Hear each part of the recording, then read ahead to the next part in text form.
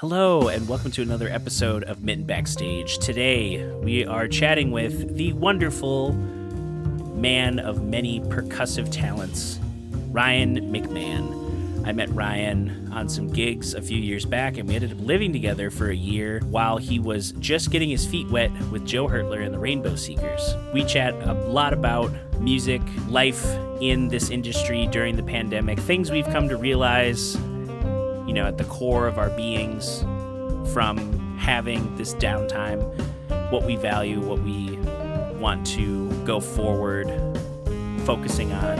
It's a really great conversation, and I had a lot of fun chatting with Ryan, and he's always a good dude to listen to and interact with. If you liked today's conversation and you want to support podcasts like these that I create, you can head on over to patreon.com/Tracy Snedeker. There you can contribute at different tier levels to get early access to audio and video podcast episodes, behind-the-scenes live streams, exclusive merch, and the ability to hire me as a consultant, instructor, or even a recording artist. So thanks again, and feel free to like, follow, comment, subscribe, whatever platform you happen to be enjoying these podcasts on. Give it a follow. It helps me out. And share it with some friends. I'm sure there's somebody in your life who could benefit from these conversations in the Michigan music scene. All right, let's get right into the conversation with Ryan McMahon. What's going on? Oh, life. Yeah. Making that sweet content. Yeah. Other than that, I've been it's been nice to catch up with some old friends, and I now have 2 mornings where Fridays I'll get together with Hannah Schroeder, and we'll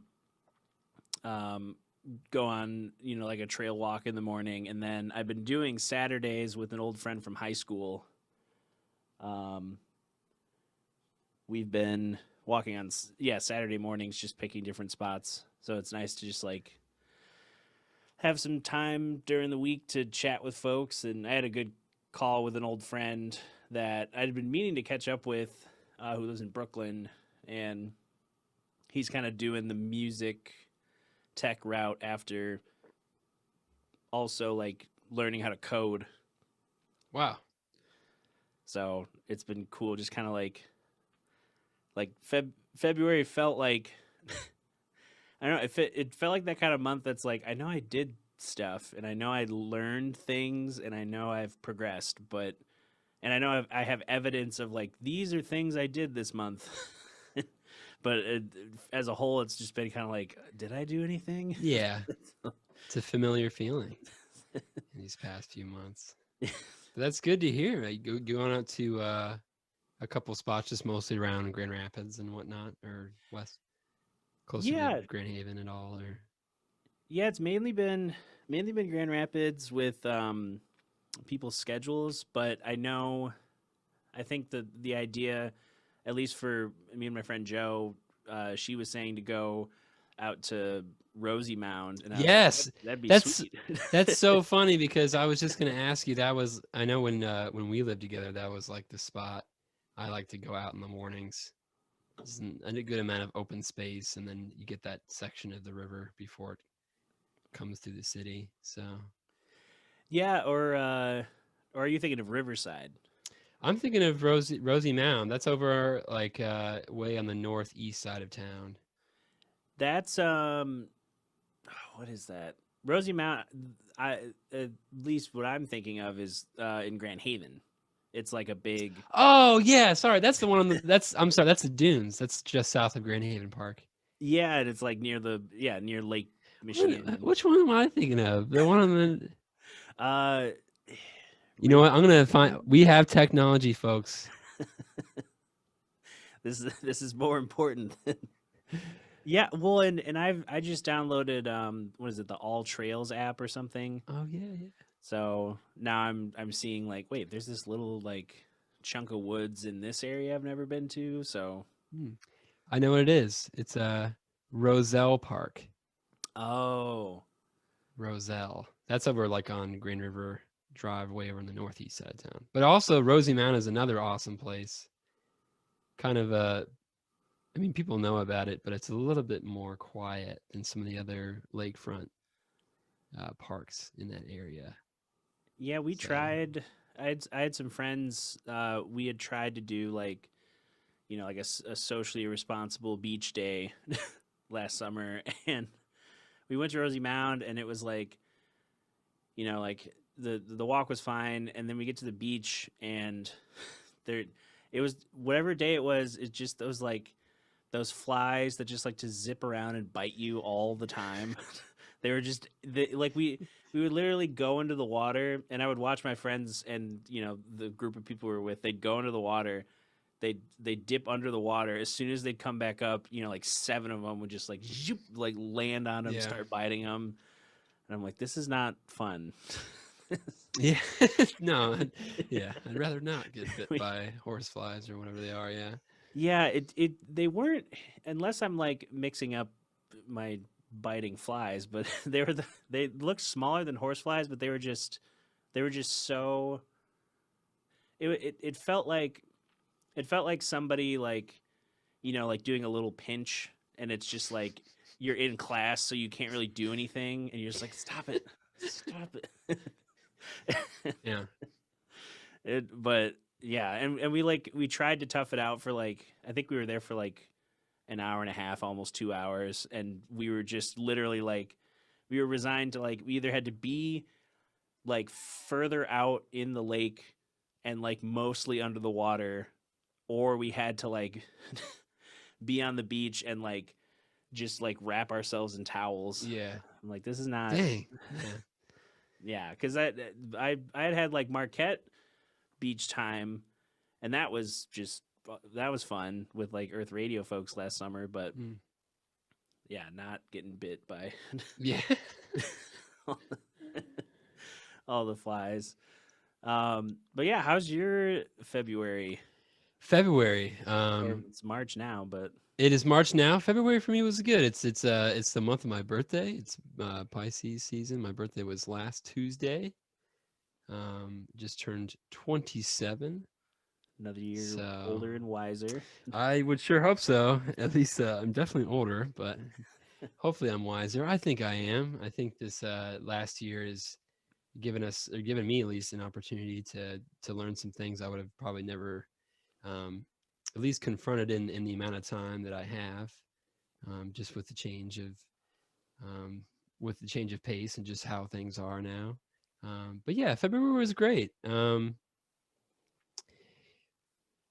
think the stuff that I've kind of been, that I can be thankful for, and the stuff that I've kind of reflected on is not always been as musical as it probably has been in the past. I think the stuff that I've been kind of doing is just kind of been a diversity of things. I've been living in Detroit since about August, which has been totally awesome. I mean, even despite the fact that you can't really go out to venues, and we're dealing with so much of this, obviously this virus, and we're dealing with the gigging economy or lack thereof. I'd still say that living in the east side of the state and living in Detroit has really kind of opened my eyes and reconnected myself with some friends, and also I've even been able to make some new friends in the process. And yeah, I think it's partly just kind of little things, giving myself a pat in the back, and then also the same thing that you kind of mentioned before is like, wait, what did I do again? I can remember something, but yeah, I think February is always kind of like the turning of winter. We still have a couple more months of winter, obviously, and up here in Michigan, but it's a nice chance to kind of start to look forward. And I think that's the biggest thing that we're all excited about right now is there was more questions than there were answers consistently. And I think I don't know if you feel the same way, but I things are starting to make a little bit more sense. And as the vaccines are rolling out and the warmer months are coming, it starts to be, you can actually start to put stuff on your schedule again and have something to look forward to. Yeah. So I think since the early winter, I think things have gotten a lot better, little bit by little bit, and I think things are the best they've been as of right now. Especially like this last week, I just went on a camping trip with some friends and had my birthday, so can't complain. Yeah. At least not lately. I can definitely complain about some things that have happened over the last year, but I think as of recently, I've been, things have been pretty well. So Yeah, I feel like that's like all you can hope for is like that. I was talking with Hannah Schroeder the other day about like there's so many unknowns with the music industry and what's going on and like what venues can be open or what is open, what's closed, what like who's not even a venue anymore. yeah, Like I haven't even started attempting to look at booking because this past month has been a weird example of like as things opened up, I started getting a lot of like, like, hey, can you, like, I'm going to be doing twice a week at the listening room, doing like, a jazz trio and some solo stuff. And nice. that was not like, that wasn't Quinn Matthews like back in December being like, okay, we can open in February. It was just like all these restaurants got the final notice like 10 days out from February. And then they're like, oh, we can open up. And then they're all, you know, buying things for, restaurants and moving tables around and stuff. And Yeah, like to be able to facilitate. Is that yeah, what you're saying? Yeah, like whether is that's going to be an indoor. The listening room is the indoor space, is it not? yeah, they're doing Yeah. indoor right now, but they did launch an outdoor concert series last year that will Mm-hmm. also happen. I don't know if what the budget is in terms of like like, oh, May comes around, they start the outdoor concerts. I don't know, maybe they'll start earlier or later, but um, does that mean that affects my indoor thing, or is it going to be a dual type? Like, you could see something indoor and then go outside, or I don't know. But Yeah. it's all like month to month, kind of need to know, you know, the state of everything. And with vaccines rolling out, it's a little bit easier to like feel like you'll be as a business. I feel like you'd feel like you could stay open longer than being like, well, we might get shut down next month. Yeah. I mean, So confidence is so important to musicians, especially because the music industry is something that is always fluctuating. Already, despite what's been happening now. And so, it's hard to have inspiration. It's hard to have stability, without having that confidence. But yeah, that's great to hear. I mean, if you have the confidence from the venue that they're taking the steps they need to make it safe, and they're going to have the outdoor heaters or the tents or whatever it may be to just make it happen. I mean, that can give a lot of people confidence, and that can go a yeah. long way. So, Well, and like the restaurant that Kyle works at, Kyle Tilstra, hmm 123, they got some like recognitions from the region, being like like probably the best dining space outdoors. It's like because they have that whole courtyard at Studio Park that they've just populated with like here's a chunk of closed off small table enclosured seating. Here's some like book a party of 6 at a picnic table. Like they had the room to like set it up to spread out and um they were able to like really really dial in that. And then when indoor service opened up at 25% capacity, they had to do was just kind of like extend that back indoors, like, hey, there's no seating outside, but there's a couple seats at the bar or a table. Or and then now with the listening room partnering with the restaurant, they have 25% of that room open up, which I think is like it's a 200 cap room. So that's like 50 people.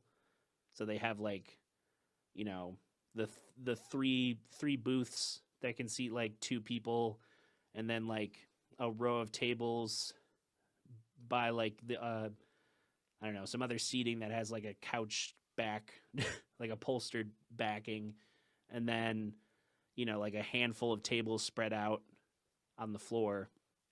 And it definitely feels like people have enough room to move around, and they don't, when I was playing, everyone felt really comfortable. I even got my first, it's been a while since this had happened, with just someone who was like enjoying themselves a little too much, coming up to the piano and being like, "Hey, you get to take requests?" And I was like, I don't, but I haven't had to say that in a while. And then it's like, and she's like, "Well, if you should play Elton John." And I'm like, some things never change. Yeah, well, and then the icing on the cake is like, as she's walking away, she was, because I was like, I was like in the middle of a song, just like, I don't really know like any Elton John. I could see what I got, and she's like, I hear he's got a song called Piano Man. I'm like, no, he doesn't. Wait, come back. Like, I had to think about that for a second. Yeah, because I was sitting there like, a Piano Man. Like, I don't want to play piano. That's not even by Elton John. It's like, I was just like, yep. And I was joking about it with Quinn afterwards. Like, this is what I waited 8 months for. No kidding. Yeah. The same people, like, finally I could tell other people what to do again in public. But then what was really nice is like the table next to hers, this dude was like, "Dude, you play whatever you want." And he gave me a 20, and I was like, "Hey, there you go." He gets it. Yeah, good. That guy gets an award. Yeah, I don't have any printed out, but yeah. When were you doing that? Is this recently? Yeah, so how this kind of came about was, I think it was, a combination of things opening up. I first played at GR Noir the first week of February. I did 3 2-hour solo sets and then 1 2-hour, with breaks. 1 2-hour thing with Madison and John, is it Meercotton? Yeah, absolutely. Yeah, John Meercotton. Which we're playing together again this Friday and Saturday at the listening room. That's beautiful. Nice. Yeah, we kind of like, it was that moment where we're like, we all know each other through like different things, and then when we all started playing together, we're like, this feels really good. Like, wait a minute. Yeah. It's like, why haven't we done this in the past? But yeah, like, I think a combination of like the restaurants opening up, seeing that I was playing gigs, that kind of, motivated Quinn. I think he was already like trying to think of Valentine's Day entertainment, and then kind of saw some posts that I made of me playing, and then he reached out and wanted me to do solo piano Valentine's weekend on Saturday and Sunday, and then the venue owner, whoever owns the listening room, was there because the Steinway they have was like the Steinway they have is like an inherited piano from his grandmother. So he was like, "Oh, I want to hear this piano being played." And then he dug kind of the vibe of like what was happening. He's like, "Yeah, we could kind of have a club environment with this socially, distant seating and music, and even just the simple, like a couple mics, just having it kind of evenly distributed in the room." It made a lot of people feel comfortable. And then I guess after a couple meetings, they're like, "Yeah, we're just gonna, touch and go, try this every weekend, Friday, Saturday." And I was like, "Yeah, I'll take it." I think I think the theme kind of goes for most of these venues is, when the world is ready and when the venue's ready, I think the musicians are ready too. I think, obviously we want to feel just as safe as everyone would hope to feel safe.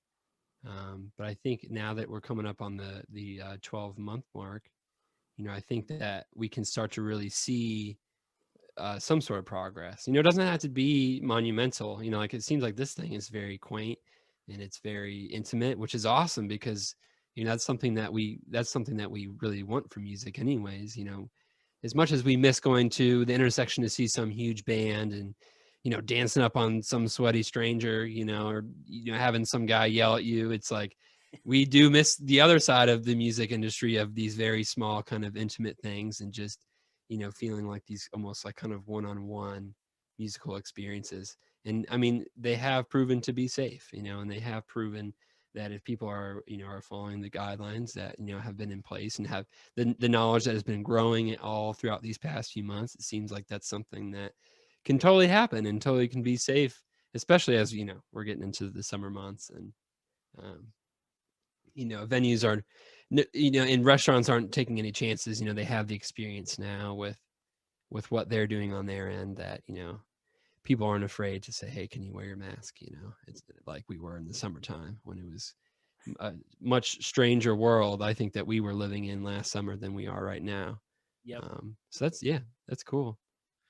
Yeah, and I remember joking with, like, because some of our best shows of last year with Earth Radio, where we had like a 40 cap on a patio at Rake Beer, and we were able to sell those out and have like our people who understood what it means to like go to a concert and wanting to do something, and also kind of seeing like, oh, okay, it's a lot of this like-minded people who respect other people's spaces, respect the fact that the business might tell them, like, hey, throw on a mask if you're gonna be moving around or going indoors, like, be mindful of your surroundings.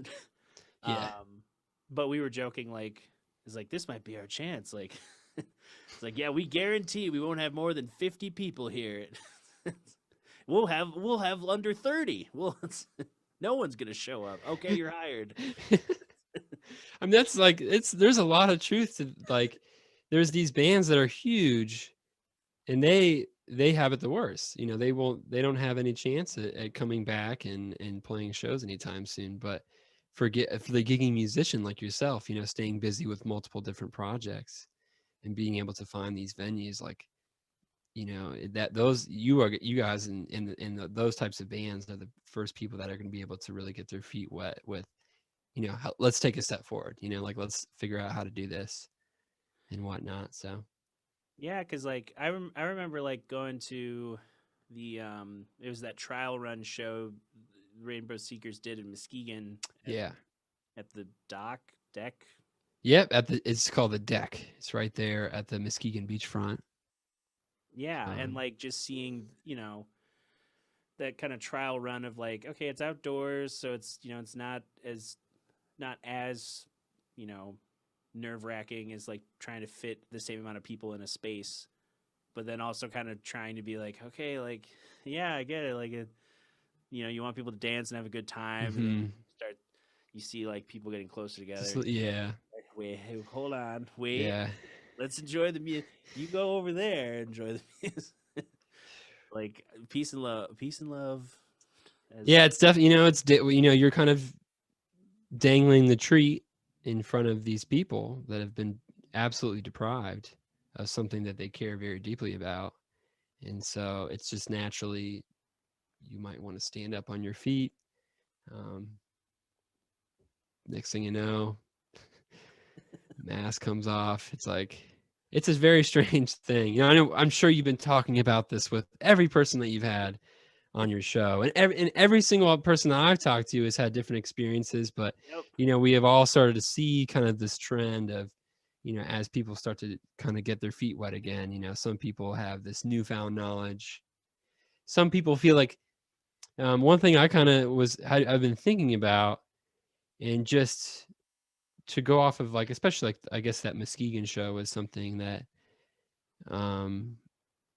it kind of stuck in my mind. It's something that we've at the Rainbow Seekers in my we are going to try to do again soon. We're gonna be booking that for the early summer, and we'll have some more information about that coming out here. But just the entire concept that we're dealing with is it. When I notice when people say, like, oh, when things go back, when people use that phrase, oh, when things go back to normal, or like, when shows come back. I think there is definitely a sense of truth to that, the sense of, yeah, like there will be a point in the future where you can go to a venue or you can go to here, or you can go to a listening room, or you can go to a club and you can watch live music again. But I Yep. think the idea that I've been having, I think that I've been starting to see, is that just the concept of going back is just not reality at all. I think it's so much of going forward. We spent too much time, um, not necessarily too much time, but just the amount of time that we spent, um, over this past year is like, I only see musicians and performers moving forward, Yep. because things will never return to how they were, I should say, how they were. We just have too much knowledge, and we've all had so many experiences over these past few months that I think going forward is the only way that I think that will actually feel correct, that will like kind of portray like kind of the progression of getting this industry kind of rolling back, forward again. We have, I mean, just so far yet to go. I think it could be 4 or 5 years before we start to feel like we are confident in the new industry. Yep. There's going to be big shows again, and there'll still be people that are going to be ignorant about the science, and there's still going to be people that are, have a lot of anxiety about, how deadly this thing is, and how much it's changed the economy for, I guess people like you and I. Yeah. But I've totally given up on the idea of things going back to normal. Like, I only see it as, we spent a whole year with this. I feel like a different person. Yeah. I don't know how you feel. Like, I'd like to hear some of the things that you've kind of reflected on over this past year, or just new things that you have been doing that just has allowing you to grow. And I know that you're always working on your foundation of covering all your bases when it comes to this industry. Um, I'm honestly excited for it. Yeah. And because at this point, the boohoo stuff is over. This is real. We're moving forward. We're trying to figure out how, we can follow our dreams, but also, it's time to pay the rent. We're dealing with a huge recession right now, and there's lots of unemployment in this industry. But I'm excited to see how we can take all this knowledge that we've gained over the last year, and how we can move forward to make shows better, Yeah. to make shows so much better than they were before. Because there was a lot of times, I know you and I have had experiences over the last decade of being a performer where, we go into these venues and we realize things could be a whole lot better in here, or the system that is in place is defunct. We need to figure out something that works better for the musicians, and it works better for the audience, and it works better for the workers and everybody that's, involved in between that. And Yeah. so, Like, yeah. I see all those, those those memes of like, there's one the other day that was like, man, I can't wait to go back on the road and like travel to another city to play a show at a venue where I'm not welcome. It's like, Or nobody knows who you are, and yeah, people it's are like, waiting for you to get done. yeah, it's so confused. Like, I've, and in those moments I'm just like, well, I'm just gonna do what I normally do and like try and put what I do out into the world. And these people don't get it, but that's fine. I'm never gonna see them again probably in my life, and if I do, then I made an impression. But I've gotten to a point too where like, you know I because pretty early on, like, the biggest shift for me was like, having to kind of catch up after 2 very busy months last year of like, I was, doing the musical residency in Ludington, and I was kind of back and forth, like 4 days in Ludington, weekends in Grand Rapids. I went to NAM for the first time and was like working with Cusack Music, and also like taking in that insanity for the first time. And just, Did you have earplugs? I did have earplugs. Nice. Because as soon as I had them, like, I think I had the first day I just had a pair that were like, or no, I had my where are they? And these eargasm ones. Nice. Yeah. Like, I had them around my neck, like, okay, I'll just kind of gauge and see, and you just as soon as you walk in. Walk in, yeah. It's like, imagine every Guitar Center being next to every club. It's like purgatory. Yeah, and Just then like for all of the you just hear just the like noise. this, like the ambient noise is just kind of like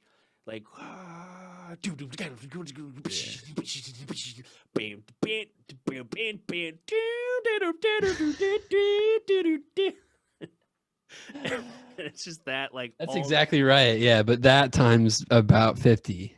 yeah, and like a distant like Yeah, I'm sure. I'm sure everybody on the pod. Maybe not everybody knows the NAMM show in Anaheim, California, is a trade show where they just have every single music instrument manufacturer and et cetera, in the industry basically set up their New Year's models. But for able to look good from a marketing standpoint, you want to have all these booths next to each other. But I think as an immersion thing, when you're actually in the room, you realize, wait, this is not actually the best idea to put 20 different drum set manufacturers within, a quarter square mile inside of a tiny little, well, it's not tiny, it's actually giant. There's hundreds of booths, but it's funny. When I was younger, I just remember looking at videos because I've always been like I'm a gear nerd, at least for the drum stuff, especially drum stuff, just because I'm so interested in all that. But the older I get, the interests that make me want to go to it then are not why I want to go to it. The interests that make me want to go to it now are for different reasons. Like just the outreach of all the musicians that are there and the educational side of things. But the sense of like going out to checking out the new gear and stuff, it's like you don't really get to really even know what it sounds like because you might be trying a new instrument and next to you some marching band geek is crashing crash cymbals 20 feet from your head. Oh, this got great tone. Can you hear that? Boom, boom, boom. Yeah, and then like just see the intersection of like all the different like, like I just remember where the Cusack Music's booth was part of the Delicious Audio Stompbox presentation booth thing. So it was like next to a bunch of other pedal manufacturers, but it was like directly behind the Mark Bass booth. Yeah. So there was like one time I was walking by and they were doing like a silent disco style where Okay. like in headphones, which was cool. Cusack or Mark Bass? Both. Cusack was using. They had all their pedals set up, and then they had like one of those like Quilter, DI amp sim things. Okay, I got you. And they just plugged headphones in. Headphones, yeah. You can actually hear it. Yeah, and then the Mark Bass, yeah, they would just have guests performing with the equipment, but it was all direct. And, but it was interesting. Like, you walk, down whatever lane, past whatever booths, and there was a moment where it was like, I was near like guitar and bass land, and just being like, that's the Music Is Win guy, that's Jared Dines, that's like that dude, the Ichiko, or the dude who like gets random tunings and just plays 30-second songs with goofy titles, that's Marcus Miller. That's like, yeah, it's everybody. Yeah, it's like, oh, there's a guy filming a demo review for Reverb. Like, it's just this like cluster of like I feel like someone like Gary Vee would just be like, there's so much hustling. Yeah. And grinding. It's intense. It's such a profitable, entity for those markets. They have to go all out. They have to pull out all the stops. Yeah, they gotta make. I kind of want to like. There's a part of me that kind of like wants to troll it. Like I want to show up in like a sumo suit or like something ridiculous. Like I don't know. I don't know. I'm a troll when it comes to like the huge business stuff where they want people to take these things a little bit more seriously than how they might actually be. But man, I'm the same way. If so many musicians, the way that you go to these things is you get with a company or an artist, kind of relationship with a manufacturer. And that's so amazing that you went. I remember when we went to Cusack a couple years ago to pick up a pedal, I think for yourself. I can't remember, but we talked to the gentleman that is one of the designers. Yep. We went to his office and he was showing us like their version of like the freeze pedal. Oh yeah. And I can't remember what that model was called, but I was like totally blown away. Being a bonehead drummer, where things are primal and almost like caveman technology. Hit the thing this way, and And then yeah, exactly. And you're done. You're hired. But to see, I'm like familiar with like the freeze pedal and stuff, but to go and see Cusack, it's really cool how advanced they are as a company. And I've seen like I've been watching like YouTube videos and plenty of YouTube videos for the last few months. But to see people using those on their rigs and stuff is pretty cool. I was like, hey, I've been there. I've been in that place. They're really nice fellows. Mm-hmm. And the I think of like the combination of like not taking NAMM seriously and also being professional at the same time. Yeah, you don't want to go there and insult people. That's not what I'm saying. No, well, no, I just think of there's two examples that stand out. Thundercat, in his, I don't know if it was like a Gucci kimono and like Pikachu slippers with like a tiny little Pikachu backpack, and his hair was all, a messy braid, but with like the cat earmuffs. And then he's like next to an artist rep just walking around being like, oh, let's check out that spot. And then like you can just kind of push past all the noise and be like, hi, this is Thundercat and he's interested. I'm like, that's the way to go. Like, I wish I had someone just being like, get out of the way, he needs to do that. Yeah, it's waiting. So it's wild, very wild. The other one was me and Caleb went to the Caleb Elzinga, we went to the Audio Technica display because he was going to look at microphones.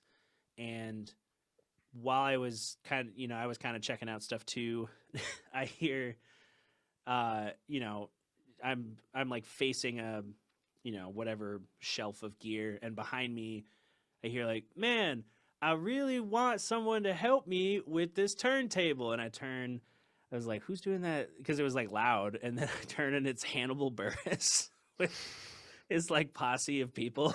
And one of them was kind of looking at me like, hey, you want to do, you want? And I was like, are you the guy?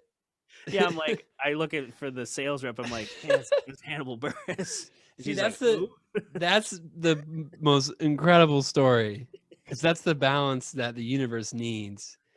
Yeah. It's like going to Guitar Center. I actually, me, I worked at Guitar Center for a little while a few years ago, and somebody once said to me, when it comes, any big business, of any industry, and specifically Guitar Center, we were in there, and somebody said to me, never have I been so close and yet so far from the music.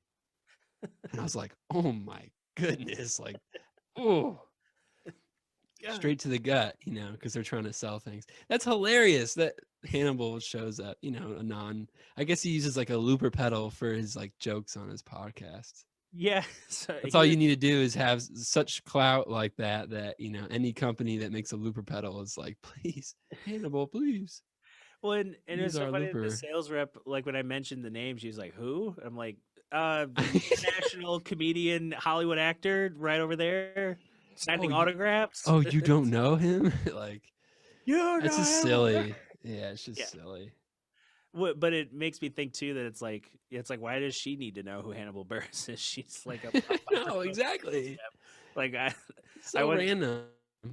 Yeah, I'm not gonna like fault her for that, but I thought it was funny that it just those random encounters of like, seeing these people out in somewhat of the wild, or like being near the Hammond booth and like seeing Corey Henry walk by with like his little friend group, and seeing, I don't know, Dower Jones playing with Doug Wimbush and Marcus Machado, and like catching up with the Ghost Note people because they know me from Founders, and just kind of having that moment of like, I did do something.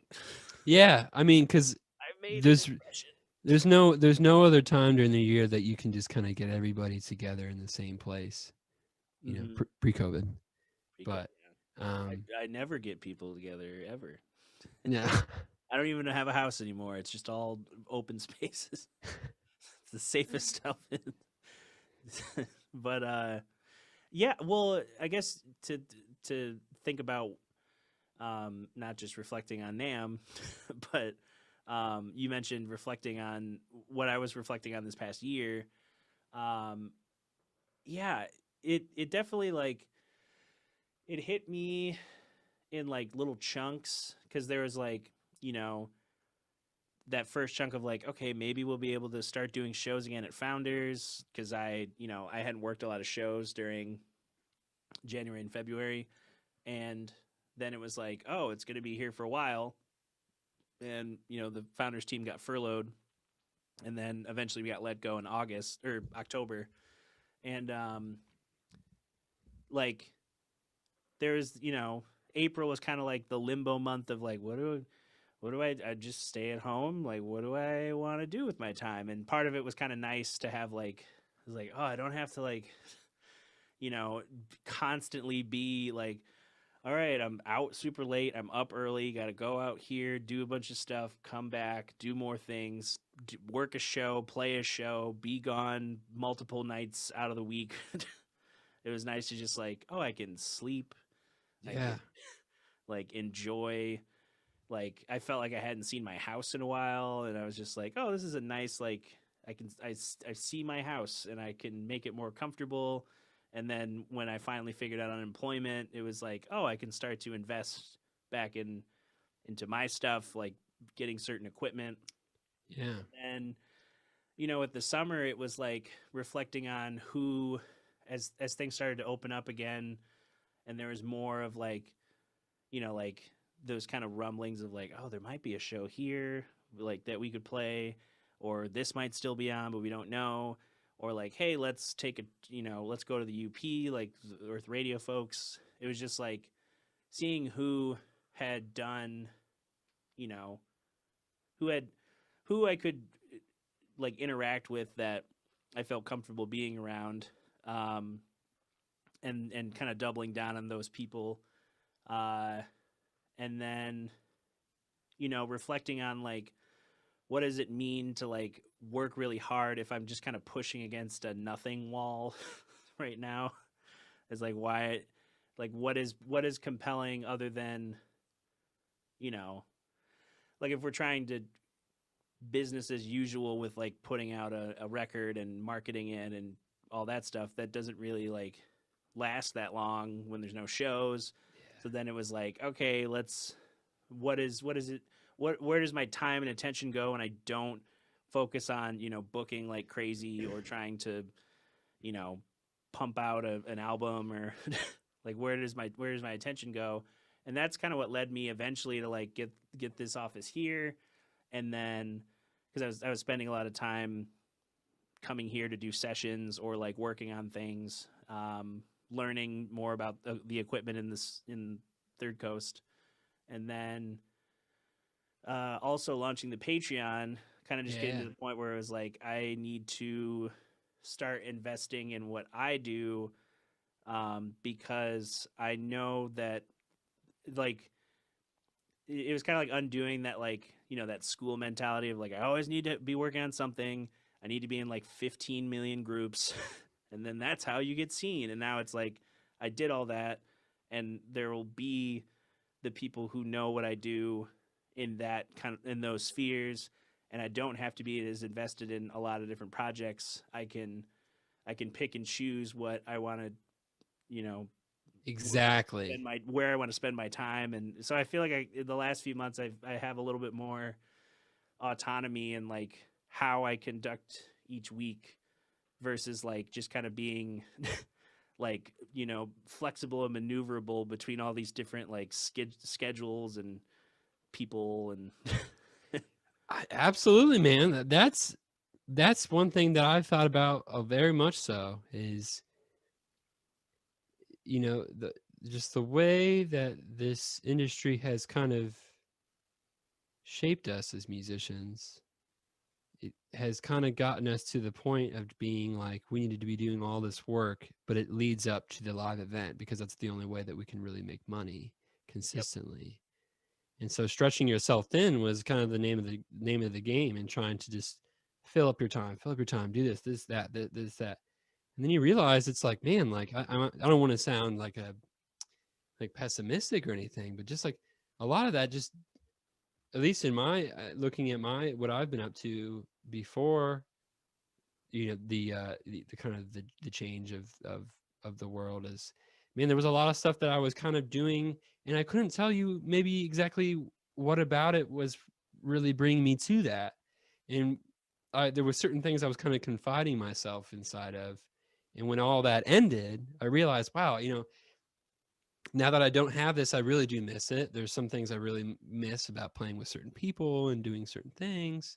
Yep. But then there's other things. It's like, I never really wanted to be doing that. That was really maybe never my place to be, and making space for yourself, and for your own musical career.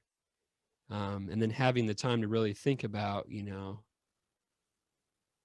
what do I need to do right now, not just to survive and pay the rent, but how do I want to keep my voice, my musical voice going? And how do I want to keep this thing going? So, as the progression continues and the world feels a little bit more comfortable, and maybe the pandemic starts to coming near a close, we can, as musicians, we can really spend more time and what we really feel like we need to do, and instead of like maybe what we should be doing, because I know I've seen what,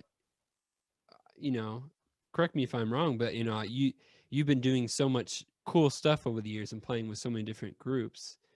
But there's certain groups that I feel, when I think of Dutcher and when I think of his sound, I think of just maybe a couple of them that have a lot of musical integrity. There's like a lot of really cool aspects about that art.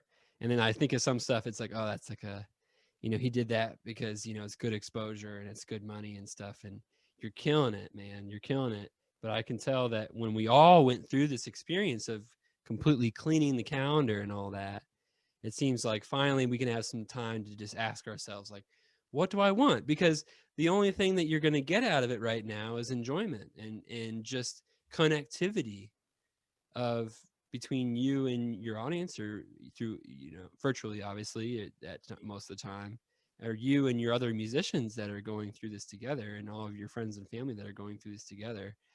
So I'm a firm believer of, in order to bring new things into your life, you need to make space, where I think the industry before was, if I want to bring something new in my life, I'll just fit it in the crack there. I'll just put it here, and maybe I can do a rehearsal at 2:30 on Tuesday, 2:30 a.m.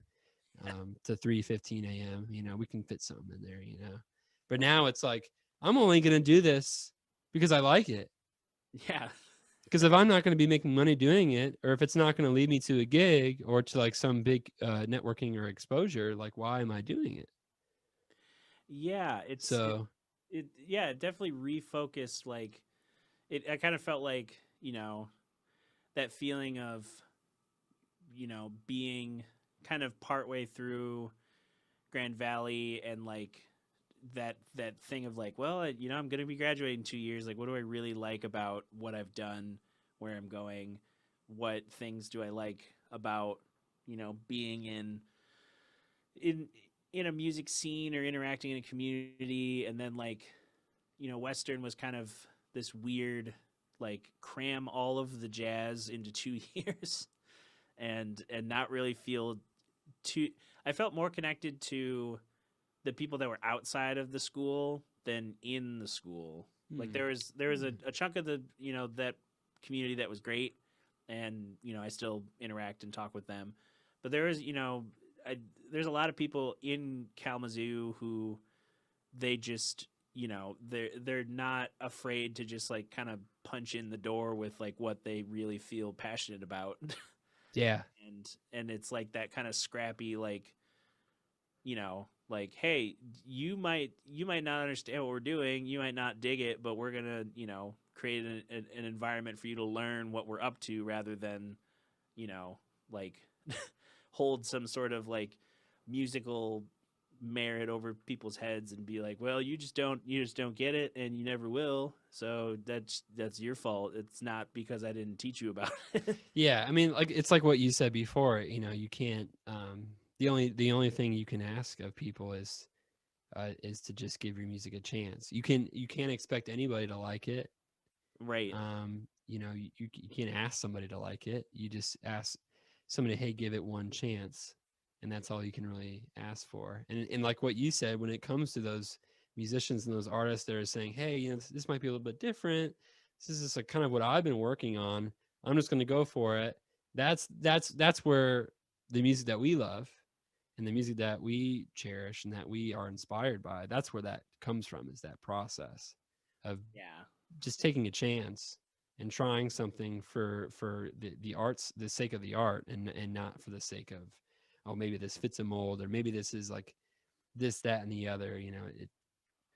Yeah, especially in an environment where, like, you know, even in the previous 5 years, music, the or even 10 years, like the trajectory of how the industry works is has just, it's light years removed from, like, it's like, well, I want to get on a label. It's like, well, the reason why labels were even important, like, is not even relevant today.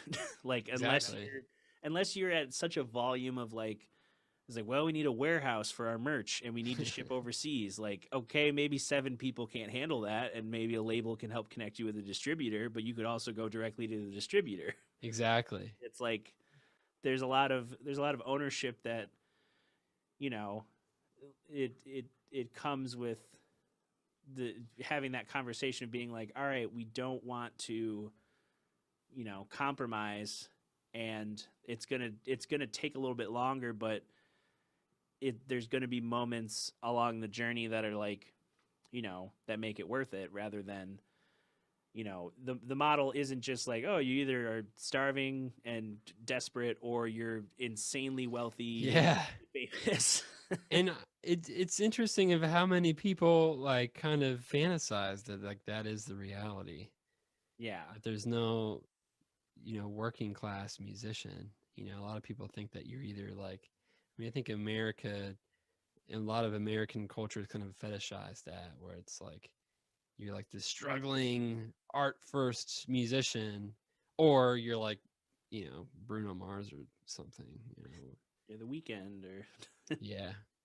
you play the Super Bowl or whatever. This yeah, exactly. There's people need to understand that, like, the best way to do it nowadays is to independence yourself. And so, basically treat it like, I'm sure this is what you talk about a lot, on your show. And I know it's something that you're an expert in is, being your own manager, and being your own A&R guy, and being your own producer, and obviously being your own musician, and taking control of your sound and your business and your finances and everything like that. So, and it's one thing that's like we kind of forced ourselves to doing, because the labels basically got to a point where it was like you were either getting taken advantage of, or they weren't doing anything at all, Yep.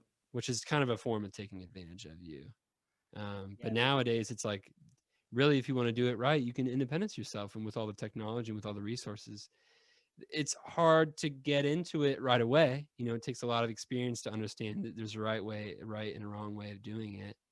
Um, but I have a lot of hope that we can kind of maybe go into like this new roaring 20s, Mm-hmm. starting this summer, and then by next summer we can maybe get the ball rolling a lot more, and we'll start to see the musician themselves take a lot more charge, and the culture hopefully will follow that, and people will start to recognize that, hey, this guy has never been on a label, or like this person's very successful and they do very much everything independently, and that's totally fine, and they're not crazy for trying to take on all this work on their own. It's actually more efficient that way, because Yeah. they're able to reap all the benefits, and they're able to make all the money and stuff that they're making. It's not getting siphoned into these different Live Nation, Ticketmaster, and all these different places. Yeah. Hopefully in the future, the DIY lifestyle for the working class musician hopefully will just get more strength and recognition. And as we see these new venues opening up, and people buying the old venues that have since closed, which Yep. there's thousands of venues that are kind of waiting for a buyer, and there's no guarantee that it might not even be a venue ever again.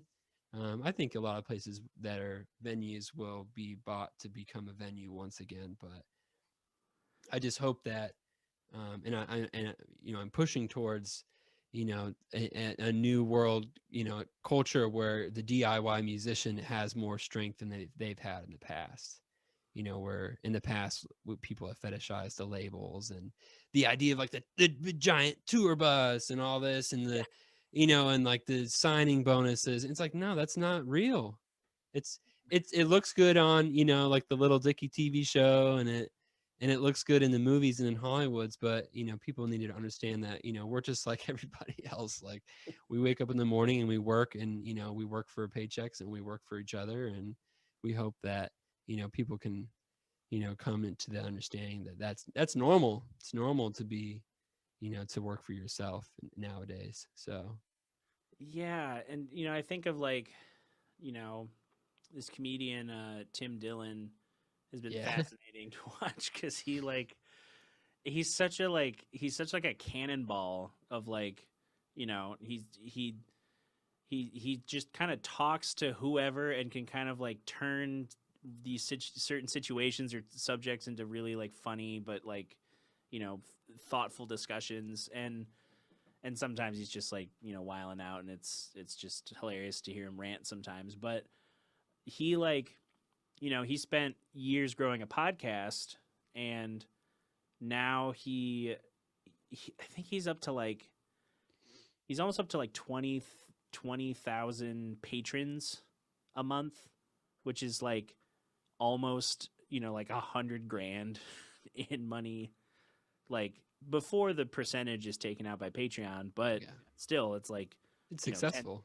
Tens of thousands of dollars doing a thing that like he had spent years trying to pitch ideas and movies and specials and things to like conventional metrics, and people just turning them down for one reason or another. But the overarching thing of being like, yeah, we don't think this will like this, what's the target market, or what's the demo, like who's going to invest in this? And it's like apparently 20,000 people. Yeah. like it's and that took him kind of his producer Ben kind of helped with the marketing side and like helping to package and send it out.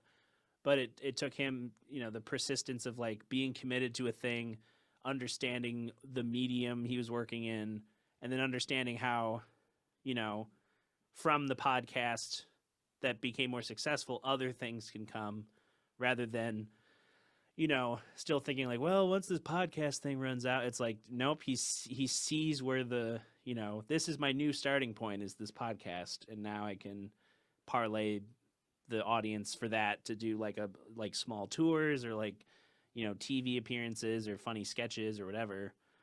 And that's kind of how I feel with music. Like you could spend all your time trying to chase like, this is the trending sound, and like this is what's happening now, and it's like, yeah, you could link up with a producer to try and sound like the umpteenth copy of like one of the top 100 Billboard artists that are popular right now. But at the end of the day, it's like, is that just chasing a certain, like, what is the utility? Is the utility in that just so that you can like have an audience that is also that person's audience, or is it because you want to learn some of the techniques that make a person sound a certain way so you can adapt them into your own creative process? Because I think some people like chase after a certain sound or vibe or thing, like, oh, because this is what's hot and this is what people are listening to. And it's like, yeah, but there's also people who are already like killing it in that space explicitly. Mm-hmm. And to just kind of be a copycat is like, well, it's fine, but it doesn't, I feel like it, if you're really taking the time to be honest with how you want to create, maybe it still would sound like the people you enjoy just by proxy, but Yeah. it comes from a better place than just Yeah. trying to rip off a sound to like think that that's going to lead to an audience when, I don't know, it's like if someone's already being served like, I don't know, a regular can of Coke, and they don't like diet, and then someone's like, "Hey, I make Diet Coke." Like, okay, cool, but I don't. I drink Coke. It's right here. Yeah, Already it's enjoying been it. yeah, it's already been proven to function. And I this is a kind of a topic change, Sure. but kind of going off of what we've been talking about. And I don't know if you've heard, I don't know how much if you follow it at all, but Anderson Paak and Bruno Mars announced that they're doing a record together. I was very pleasantly surprised to see that. I was so surprised. I was like, wow. It's like, But yeah, it's because it's like, okay, I'm just gonna say it. I'm gonna say it, Dutcher. We're gonna go there. exclusive. I'm mostly excited Yeah. because one thing that I have been trying to learn and trying to accept, especially over these past 12 months, is do not take energy out of your life to talk trash on anybody, especially musicians. Just because you don't like their music doesn't mean you need to take time out of your day to be like, I don't like this. Like if you're not interested, just let it go. But Right. what was interesting about um, that album is I kind of clicked in my head. I said, wait a minute, this is like my favorite R&B pop artist doing an album with my least favorite pop artist. And me saying that as Anderson Paak is like, I just love his music so much. Is it with Bootsy too? Yeah, they got him on the album, which is so cool. I'm just not a big fan of Bruno's music, and I think it's just like a little bit too far on the pop spectrum for me. And It's I yeah, it's like I see it, it's the like the the pop that you bust out at the wedding for the moms. yeah, Like Uptown Funk's gonna give it to me. and that's I mean, we've all been there where Uptown Funk is, that's kind of the song that is kind of the perfect blend of like the late 70s, early 80s funk, and then like the Prince stuff. And then, so I get what Bruno is doing. He's taking, we're living in this post MJ in this post Prince world, and he kind of filled that void. I'm going to do a similar thing. And, he's going to try to do it his own way. Um, but when I saw that, I was more excited for Anderson because I know a friend of mine showed me his music back in like 2016. I think this is like right when Malibu came out. This is like after he changed his name because he was originally Breezy Lovejoy. He had a No. different sound, and then he changed his name. It's like every step of the way, it seemed like Anderson his success has come from his hard work, and it's super inspiring. Where I feel like with Bruno, he was always in the machine. He was always Yep. behind the wall of producers. He's always behind the wall of the A&R team. Like So just when you get on listen, stage, dance, like you're 13, Bruno. Like dance and do the thing. Like yeah, and I get it because like there's people out there that they want to be a pop star. Whether they write their own music or they don't. Bruno right, doesn't write his own music; people write it for him. But I have a lot of respect for him just because that's something that he wanted to do. He wanted to be a pop star, and now he's the biggest pop star in the yeah, world. It's other than like Drake or something. I don't know. Just a different flavor. right. But I'm excited for Anderson because he's somebody that kind of has transitioned from a blue collar musician into this basically phenomenon, and he's done it through hard work and time and consistency. So for somebody like Anderson Paak to kind of start almost like a grassroots kind of musician and to be where he's at right now, it's beautiful. Especially like, being, from his demographic and being from this in this generation where things are kind of, the labels are trying to control certain things, and then the DIY things are doing the other. He seems like he just has completely his own vibe. So I'm super excited for the album. I think it's going to be cool. And um, it totally caught me off guard. I was like, this is crazy. Who would have thought that Anderson would get so successful?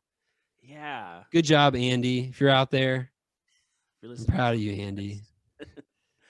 Donate to Dutcher's Patreon if you don't mind. this. Yeah, donate. I don't have the best teeth in the game, but I have Yeah, I same. have some teeth. I got the average teeth in the game. I don't have a period before my last name. Yeah, I don't know if this but no, I was thinking of that with do you follow Toby Nwigwe at all? oh yeah, Yeah, like I have definitely. no idea where he came from. I just saw like, you know, somebody in kind of the Black American music, you know, the people who are like this person, check it out, and then you're like, whoa, like the thematic material, like involving his family and a lot of it, or all of it, and like the dancing, the interesting kind of production on some of the beats that, I don't listen to a ton of like, you know current hip hop. It's usually like a blending of like, it's hip hop elements in like this style, or it's like, you know, the opposite, like a hip hop artist borrowing from, you know, certain other sampled music or styles or vibes. And I don't listen to a lot of like different types of beat makers, I would say. I've only been recently in like seeing the behind the curtain with some of these Instagram follows, but yeah, to just like see everything come together, and like the consistency, and like he's just putting things out involving cool people, and like the presentations always just a little bit different, or like, the clothing, there's always Yeah, some kind of but underlying message through everything, and yeah, no idea where he came from. it seems like it just has authenticity. It feels authentic. I think humans are, we're often, especially in the 21st century, we're often kind of tricked and swayed one way to make people think that they are authentic, or to think that, we're supposed to think that this artist's music is truly their story, it's truly their art, where things can be pretty deceiving sometimes. But it seems like with Tobe, it's like that's definitely him. Like when you're listening to his interviews and you're watching his music, like I'm, you know, my favorite artists are the ones that like I feel like that they're telling their own story. It's not like the talent show. It's not like a cover band like Bruno Yeah. Mars. But Hey, Bruno Mars. I know. I mean, you know me, man. I'm just a snobby old man when it comes to the pop music. I pick and choose my pop artists. Yeah, But and that's something I do the same thing where, my family, I have to remember that not everyone, even like, the little things like with the Super Bowl, um oh, the some of the commercials, like there was the there was the sorry. the there is the Grubhub. I think of two commercials. There's the Grubhub commercial where it's just like music's playing, and these like, dollar store Pixar animations are like, kind of just doing nothing, like just gyrating and moving, like they're not real people because they're not it's just a machine. And then there's no like advertising of the service. It's just like they're dancing with food, and then Grubhub, and then it's like colors, and like they're just dancing. And I just hear like someone, I don't know who said it, but someone was like, "Oh, look at that! They're just so funny." And I'm like, "This is like, what is this?" Grubhub is like what got like, publicly like shamed, and like had problems with, like supplementing drivers, hourly wages with customer tips, and like, you know closing off certain like, benefits that they could have had, as during the pandemic, and a lot of the restaurants don't make money off those services. And it's like, is this really all that it takes to, to sway your opinion positive? Is just like, let me do this. and then the other one was the Bruce Springsteen Jeep commercial, I where didn't catch that one though. it starts with like Bruce Springsteen in like a chapel, and he's like, he names some town in like Arkansas or something. He's like, "This is the middle. This is where everyone comes out, and it's the center of the country. And it's been a hard time to get to the middle these days. Seems like it's." I'm like, wait, this is a political commercial? Yeah. And then like he's like, "We could all stand to come together as red, white, and blue. coming together in the middle, and then it like cuts and it shows like Jeep Grand Cherokee. I'm like, Yeah. what? Oh, what? So I have to buy a Jeep to like solve To feel political discourse or nationalist. something. Yeah. Yeah. I think, I mean, especially, oh man, especially now more than ever, and especially young people who are in school right now and, more than likely getting their education, through a computer or remotely, Yeah. you know, now more than ever, do you have to question people's authenticity, and you have to question people's motives, and you have to question the legitimacy of things that we see, because it, as we know now, bad news travels 6 times faster than the truth, or Yep. the lies, or it's been the year of watching, the social dilemma and whatnot, and starting to just understand more that it's been, over a decade in this new kind of media world of Mhm. how to decipher things and how to question and to form hypotheses. Don't just take it in, don't just take information in because it's convenient and because it's right in front of you, but you have to really stop and question pretty much everything nowadays, because it seems like, there's more not out there nowadays than there is the truth. And I think that can also, I mean, that's just like with everything, and that can bleed into music too, of, the music industry and how music is used as a marketing tool, or it's used to sold products, or the artists are used to sold products or lifestyles or whatever it may be. So, Yeah, and when you're talking about manufactured authenticity, I think of like, some of these like bigger like, YouTube celebrities or TikTokers or like these people who just have like Charlie D'Amelio's like, she's a teenager, so I'm not going to, just sit here and berate a teenager, but like she has the most followers on TikTok, like 80 million or some crazy I number. think, yeah, it's more than that. 180 million. I It's don't like know. 100 billion or something. 100. I'm just kidding. It's There's more than there are yeah, people on the 60 times. planet. It's like 100 billion. It's like It's how many 100. people are in the solar system? Yeah, I Uh, think you're right. Is 100 million?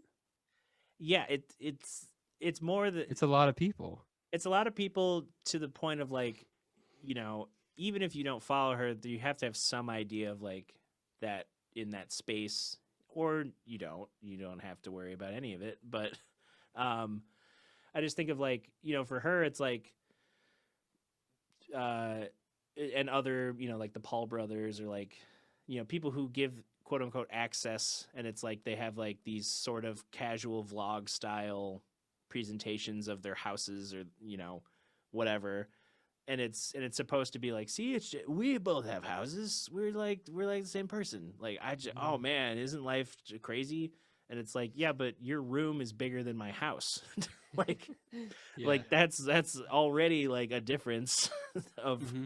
of life. And then like, I don't know, people like the Ace family who are like, they made a video of like, oh no, our house, oh, we have a problem with our new house. Is like, oh no, it's a problem. Is like, oh, the floors aren't done yet, and it's like an $11 million like giant mansion. Yeah. Like, don't you hate it when you can't move from one mansion to the other mansion, because in the other mansion you have like all your floors being done, and the perfectly comfortable luxury mansion, you're like sick of it. Yeah. So it's weird to see like, people try to brand authenticity, and and in the music space, it's like, people try to not just brand authenticity, but like access, I guess. They try to gatekeep access. I've gotten any million of different like, hey, check out this free PDF of a thing that will lead you to try and buy my $3,000 course. It's like, but we don't have any money. Yeah. It's like, you're in an industry with no money. Like, do you want a dad who works in finance to like learn about how to sell T-shirts for his his hobby band? like, does this he can afford a $3,000 class, but it's like most people are having to learn it from like, their friends in their community. And I actually just earlier was talking with Elle Lively for this podcast, and we were talking about like the slogan that the Michigan Music Alliance has kind of adopted on a new T-shirt, the collaboration over competition, to try and emphasize the fact that even with like, you know, like Detroit, Grand Rapids, Kalamazoo, Traverse City, the UP, like all different music scenes, all different parts of the Michigan music scene. Everyone can learn from each other. Everyone can like, facilitate like a healthy ecosystem. It doesn't have to just be like, weird gatekeeping or weird vibes or, like GR Noir is going to be working with other jazz venues like Dirty Dog Jazz Cafe and, the Blue Llama and just kind of seeing like how they can facilitate, like an artist comes into Michigan, they get an experience of the east side and the west side of the state rather than trying to, put a radius clause and be like, you got to pick one because most people are going to pick Detroit. Yeah. But That's a really, I think that's a really good point, that what you and Elle were talking about is, and I mean, I've said this 10 times already, but it's something that's been, exponentially exposed because since the pandemic has started, is how competitive this music scene, and it makes you think about why it's so competitive. You can say that has, everything to do with like, modern capitalism and stuff like that. And just the idea of being a young American and trying to get all that you can get before somebody else gets it, yeah. But one thing that we realize is, now there's no shows and there's, you're long-term periods of isolation, and you realize, man, the only thing that we have is each other. And I know it's like, it's a cliche thing to say, but it's like, there's no more kind of truthful thing than that, is that, music is a reason that, it's a language that brings us together. It's really just a chance for us to be able to share something very deeply. And it's something that I hope in the future that we don't have, because I know that you've seen generations older than us, musicians in their 40s and 50s, in Michigan, when you go and you go to their show and you're hanging out and you're talking to them, good to see you, man. Oh, what's up? What's your name? Blah, blah. And they're very warm and they're very welcoming. And then as soon as they find out that you have a gig at the same venue, or you're getting both booked for, whatever, then they feel threatened. That's the first. They're like, hey, don't take this from me. It's like, this wasn't me taking it from you. And that it goes so deep, man. It's very unfortunate that we deal with this in this modern era, because it affects women in the industry. It affects minorities in the industry so deeply. And there's so many, kind of issues that have been kind of built up to this point. And I'm just trying to look for different ways that we can kind of change people's attitudes, to say, if we share this musical experience with everybody's going to make the money. Everybody's going to come out. But if everybody's pushing each other down to get on top, if everybody's slicing each other and trying to undermine each other just so they can get, $100 gig, it's going to show. That kind of energy shows. Just the same thing with the authenticity thing. People, need to give themselves more credit, that they can recognize, when a vibe is not supportive to everybody. When they go to a show and there's a vibe in the sense of like a non-positive vibe, I should say, of somebody kind of giving you funny looks or not letting certain people participate for, who knows what reason. Hopefully it's not something, destructive, but I've been thinking about this quite a lot of now that, we've kind of clean slated a lot of this stuff. Is there a way that when we ease back into this industry that we can make sure that it's more inclusive than it's ever been? And not just sell inclusion as a marketing technique, but to really be inclusive, like to actually involve every type of person in this musical experience. And then we can really enjoy it the way that music and performance and art should be enjoyed, and not just be like some, country club for, Rolling on the River or Freebird or whatever, Sweet Caroline. Sweet, I mean, I get it. every generation, when you come into this industry, um, it's so much easier to imagine yourself doing something if you've seen somebody else like yourself do it. Yep. And so if you're a musician coming up in the 80s and you're looking at the people that came up in the 70s, and they're very aggressive about who can participate and who can't, that's going to be your education. That's going to be what you understand is how this industry works. And you might even believe at the end of the day that there's only, you could spread the cookie between a couple of different peoples, or you can take the whole thing for yourself and think that it's going to be a positive experience. But I think our generation, I would hope, is at least that I've been trying to talk to people during the pandemic and see how people feel about it. And Yeah. because things are so DIY right now, it seems like now more than ever we can finally start to be more inclusive, in the industry. And if we do that more, there's going to be more venues, there's going to be Yeah. more people coming to see live music, there's going to be more opportunities, and there's going to be more money. So the next generation after this, hopefully, will see, hey, being a musician isn't such a crapshoot anymore. There is ways of, like we said, being a working class musician, and putting in perspective that it's totally possible to have everybody come on and join in on this experience and not feel like you're getting something taken away from you. So Yeah.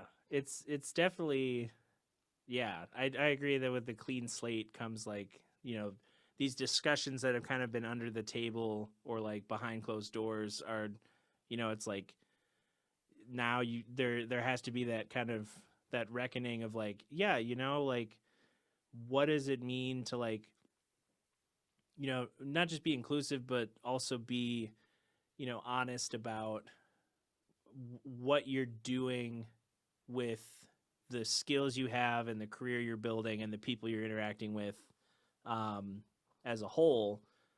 Because I think a lot of, people that tend to gatekeep are the ones who have, they don't see people, they see, like another key to open a door to more yes, access. And then when they get that key, they just toss it away like, all right, I'll just lock the door yes, behind me and keep going.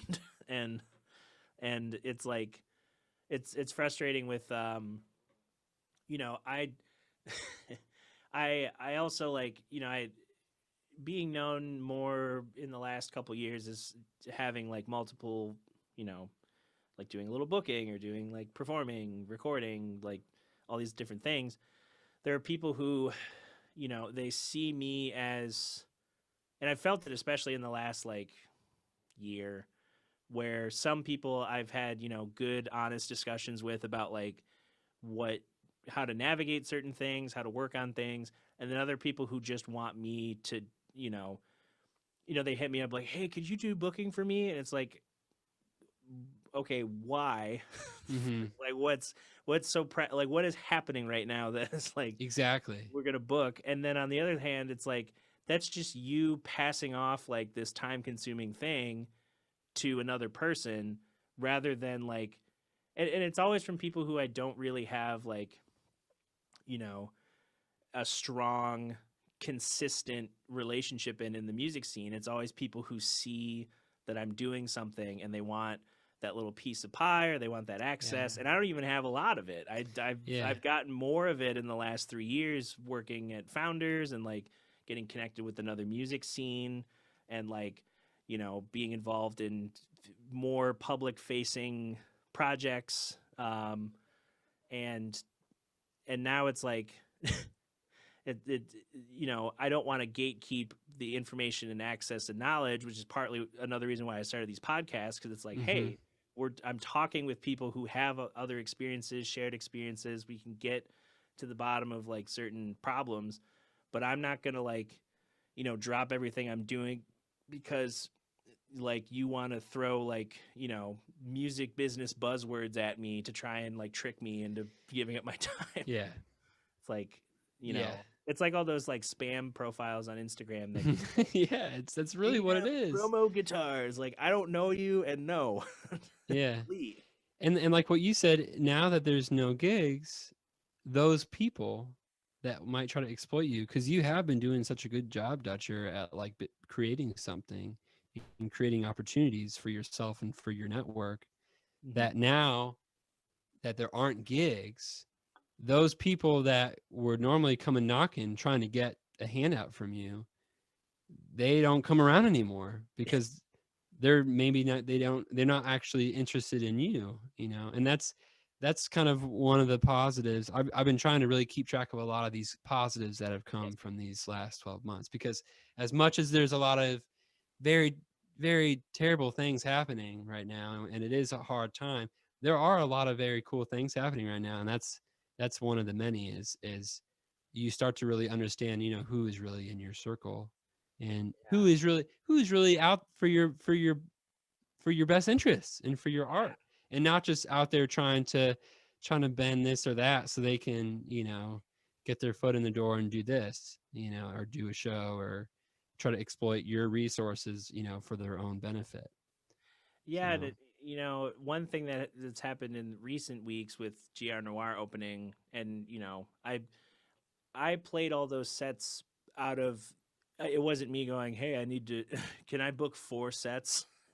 It was the business owners. I had already built somewhat of a rapport with them over the past year, because I had been talking with them when the building hadn't even been constructed yet, and right. I was like getting in those conversations early, and then things kept getting pushed back. We tried to do it in the fall, but then restaurants shut down again, and they needed, because it was such a short time from like getting the okay to open on February 1st to getting the business ready to open on that day.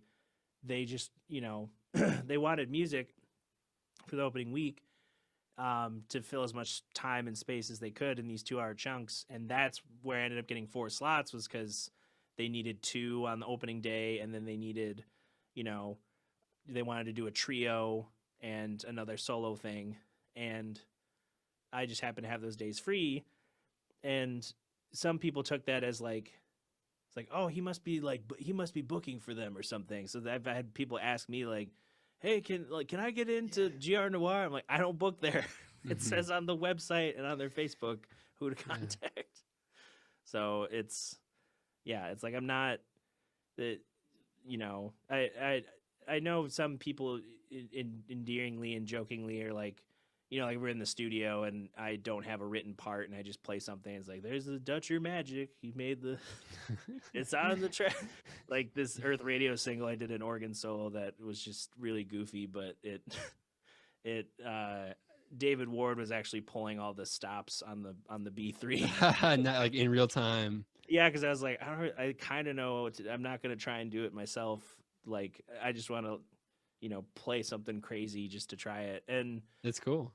but then I think other people think the magic is like, oh, if I just know Dutcher, then that means I get into these certain circles, and it's like, no, not necessarily. Like, I want people to feel comfortable approaching me about stuff, but I also don't want people to think that it's, like I'm going to work as hard as I do for the people who've already invested time and energy in me. Yeah, you're people.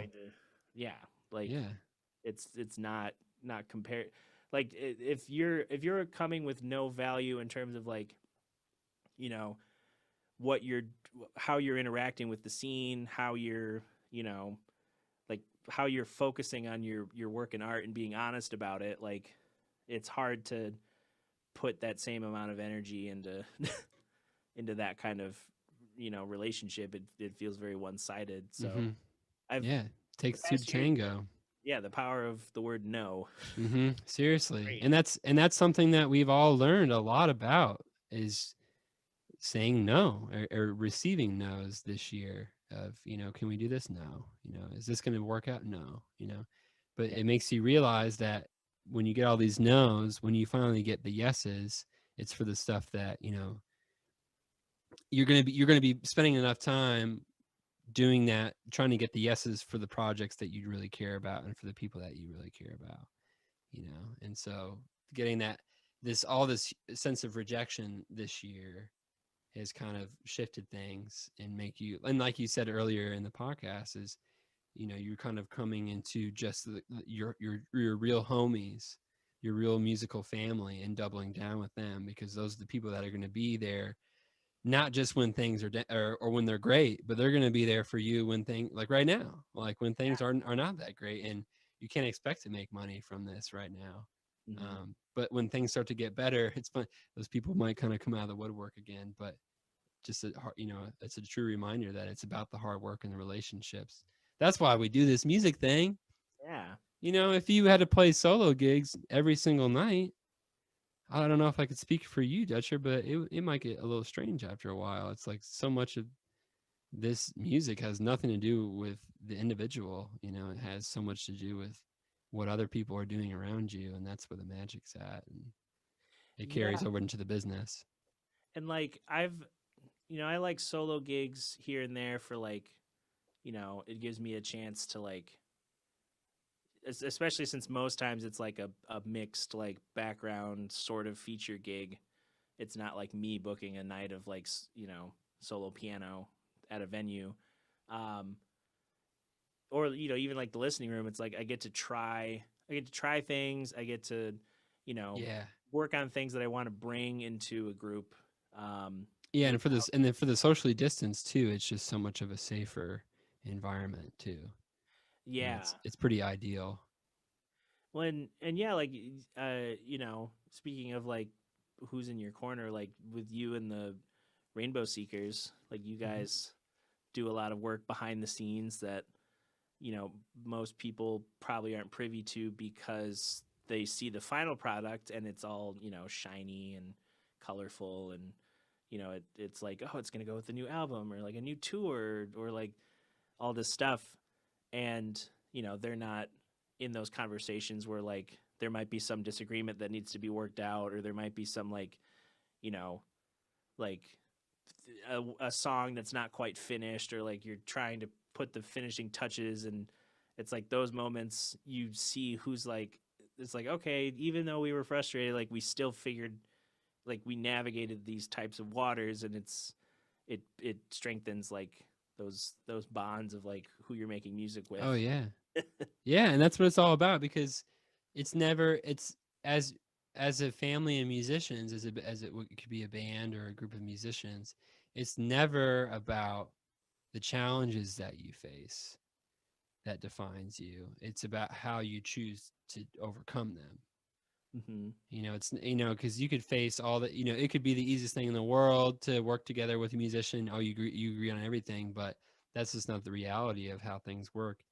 What makes these family units and these bands, these successful bands, so good is that no matter what challenge they're facing, or no matter what situation they're going into, or what differences they have, it's the willingness to work it out, and it's the willingness to come together and to find a healthy medium for something that works for everybody. That's what is the big strength factor for successful groups and artists. Yeah, because you guys, I mean, I saw the one post about like somewhere in Colorado, but like you guys have a little bit of you're starting to figure out where you can plug in and see fans in other parts of the country and figuring out Yeah, all that, it's a very interesting experience. To be honest, well, first of all, I just need to say that we are all extremely excited for it. If nobody shows up to the shows, that's all right, because we're going to be together and we're going to be playing tunes again, and that's what we want to be doing. hmm And we don't want people to come to the shows that they feel uncomfortable, but we do want people to know that we're going to be taking the most precautions that we can take to make sure that we create an environment that people feel comfortable and they can share in this music. And that's what a show is about. It's not about throwing yourself into a mud pit if you don't want to be there. right. So Yeah, that was there before COVID. It's like you yeah, don't I have to know. be in the pit if you're not ready to get like thrown around. But if you want to go in the pit, it's waiting for you. But yeah, give me 1 second here, Dutcher. So we were originally going to do some shows. The Rainbow Seekers were going to do some shows in Texas. There's an outdoor venue that's kind of like an Outdoor Bells kind of space where they have indoor dining, but like kind of a outdoor beer garden. Oh, nice. And so there's a couple places in Texas that we were going to do in the fall. Um, but I'm sure, as you know, when everything was getting canceled, um, it's always better to opt to reschedule than it is to cancel. Yep. Because, if you just cancel, you're kind of back at ground zero. You might not even get your chance to play a show there again. So we opted to reschedule these shows back into this is like months ago. But we rescheduled them to the end of April, not really knowing, where the world would be and how the progression of the virus and how the progression of the vaccine would be. But we feel confident that by the end of April, every single show that we're going to be doing through a 3-week tour is going to be outdoors, at most 50% capacity. We're going to, as the band ourselves, we accept that we won't be able to really interact with anybody. If we're going to a city that has friends in those cities, we'll be able to say hi from the stage, and, they'll be able to see the music and we'll interact musically, but we won't be able to really interact, physically after the show or hanging out and stuff like that, which is going to be tough. But, we have our priorities, right? If not hugging somebody means, keeping your health, and the health of the band, then hey, no problem. Yeah. We'll do it. We'll do what we need to do to make sure that people feel comfortable. And we were able to do successfully for the Muskegon shows. It was a learning experience, and we're taking that knowledge and we're going to take it on the road. So yeah, last 3 weeks of April, we're doing Dallas, Houston, and Austin, the 16th through the 18th of April. And then we go to Nashville the 21st of April, Atlanta, Georgia, Charlotte, North Carolina, Friday the 23rd of April, and Saturday the 24th at Charleston, South Carolina. And then the third week is going to be Greenville, South Carolina, Wednesday the 28th, Thursday the 29th, in Asheville, North Carolina. And then we're going to end the tour April the 30th at Woodlands Tavern in Columbus, Ohio. They have an outdoor venue. So all these are going to be outdoor venues. They're all going to be at most 50% capacity. A lot of these venues have never even had an outdoor space. So yeah, everything is Woodlands. Like, where is their? Yeah, they've when they do the St. Patrick's Day stuff, they've had a tent in the back, and they've also have like this, I think, a parking lot just to the side. Oh, okay. Yep. And so we're going to be doing the tour with a band from St. Louis Obispo, Proxima Parada, which we played with them once before in Denver, Colorado. They're a great bunch of guys. They have really good sound, and a lot of the people that listen to us on Spotify, their name kind of comes up too. So we're kind of in the same wheelhouse and whatnot. So yeah, we're going for it. I mean, it's still about 6 weeks out, and as a band, we still have a lot to talk about as far as we're gonna be like bringing some cooking supplies, so that way we can eliminate having to go inside buildings for meals. Airbnbs mostly, maybe some hotels, but we're going to try to do Airbnbs so we don't have any human contact. So it takes and then a little bit easier too, and then we'll be getting tested regularly throughout the tour, obviously, and we'll get tested before, and then we'll get tested before we get home. Yeah, and we're just gonna try to go out there and just and play some music the best way that we know how, and give people an opportunity. I think I've seen some. I'm thankful that I'm really thankful that the Rainbow Seekers, like, we have a good amount of fans sprinkled across North America, United States, but we're not, at all like Phoebe Bridgers or anything like something like that where they can't play shows. It's just too big. Yeah, there's too many people that would show up. It's just not the right time. Like, I'll be one of the 100 people, and then 1,000 people show up. Yeah. So I think we're we're a good sized family, a good sized band that it's going to be the right time, and in the South it's going to be warm weather and sunny most of the time, and so anything we can do to minimize. And then when the time is right in Michigan, we're going to try to go back to the Muskegon venue, the Deck in Muskegon. Hopefully we can do some shows like that in May. We have some outdoor shows in Colorado and also in May. And then we just announced we're going to be playing summer camp in August. Oh, nice. Summer camp is usually Earlier? Memorial Day weekend. What's that last one of May? Yeah. It's the same weekend as like Movement and yeah. Yep. But they moved all that to August. So that's one of those things that we very much have a good chance of all getting vaccinated too by midsummer. And we're trying to look at opportunities. And I actually just learned, I've been learning about the vaccine that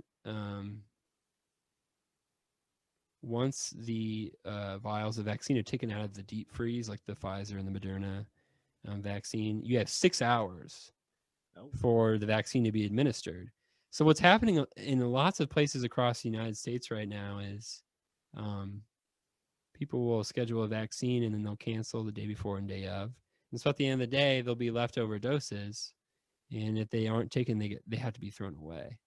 Yeah, I've heard like just people, whether it's like, it's like it's people who, for whatever reason, canceling or like, it just affects the whole chain of like, okay, that's now not just you missed an appointment, it's a vaccine had to be thrown away, so one has to take its place. And I'm a firm believer that people over 60, people with pre-existing medical conditions, they need to be the first ones in line. But also at the same time, there's 300 and how many million people in the country. And as we know, with any system in America, electronic online system, there's going to be flaws left and right. And so there's a lot of people that are having this idea of standing for solidarity of, let's say like, I qualified to get the vaccine, but, like my mom hasn't gotten her qualification yet. Is there a way that I can not get my vaccine and so she can get it instead? This system that they set up for these vaccines does not work like that at all. That the easiest thing for the system and for you is if you get qualified for the vaccine, you need to get it as soon as you can. And because if you get the vaccine, then not only are you not able to get this virus, but you're much, much less likely, or I should say you're much, much less likely to get the virus, but you're also much, much less likely to transmit the virus to somebody else. Hence, maybe like your mother or like a family member or friend that has like an immunity disorder or something like that. So people just need to have the understanding, I believe, that if there's an opportunity for you to get it, get it. And if there are people that that still haven't gotten this vaccine yet, there are ways for you to help. I mean, if that means driving them to the vaccination site so they can get it, if that means that they have trouble with technology or computers and they might need your help making some phone calls and setting up an appointment. There's so many different ways. Like I know a couple of people that have been volunteering at vaccination sites and been helping people out in that way. So that, like, I think people need to not have the attitude of I'm just gonna kind of wait for it. No, like anything you can do to get this is going to be better for your neighbor. It's going to be better for your peers. It's going to be better for your friends and your family. And it's really the answer that I believe is how we're going to get closest to be able to move forward and to be able to minimize the deaths, the catastrophic deaths that we've been experiencing from this virus. Definitely. Obviously I don't need to take the time to say, hey, wear your mask, because I think I would hope that everybody knows, to wear your mask and to socially distance and don't go to the bars if you don't need to go to the bars right now. But in a couple months as the sun starts to shine more in Michigan, and if you live in other places in the country where there's outdoor seating and outdoor venues, I do believe that you can go out and you can participate in live music. Once again, like I just saw a video of Jameson Ross. Oh yeah. One of my favorite drummers, a drummer from New Orleans, very prolific jazz drummer, but he's also like, he can do anything. He plays funk, he plays groove stuff, he plays for Snarky Puppy. He just played a gig with a vibraphonist, Warren Wolf. Oh yeah. Just started following him. Totally safe outdoor. It was like a tented space. I mean, it's just, I think I have accepted that in the next 4 months, depending on where you live in the country, I think you can start going out. Now, if there's a venue that's like, hey, you can come, you don't need to wear a mask. It's like, no, you need to, like we talked about before, you need to be critical of these things. And if there's venues that, are not adjusting any, like in the middle of nowhere, they're not caring about masks, you need to make the decision to get out of there. But there are places that are doing exactly what they need to be doing to make safe environments in the outdoors. And I think that was an idea that was kind of incited a lot of fear in people when the vaccine was ramping up back in October. For somebody like me, I took it very seriously. And I still take it very seriously.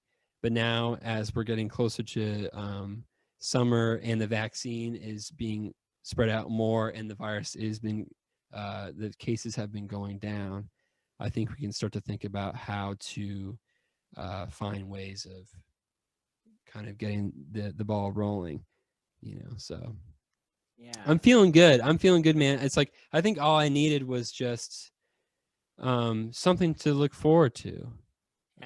That's something that was such an issue, is when things were just so up in the air and our friends and our family were getting sick, and God, for some people were, unfortunately, had to pay the price from this. It's just like so terrible. It was so hard to get excited about anything. Yeah. The only thing you could really be excited about was, maybe your Netflix account, or, ordering to go ramen and enjoying like a, you kind of make yourself feel like, you're doing the things that you like to do, but in the safety of your own home, and doing cool hobbies and stuff like that. But now I feel like we can start to really see in perspective the possibilities of doing smaller shows. Yeah. So. Yeah, definitely. Yeah, a lot of good advice.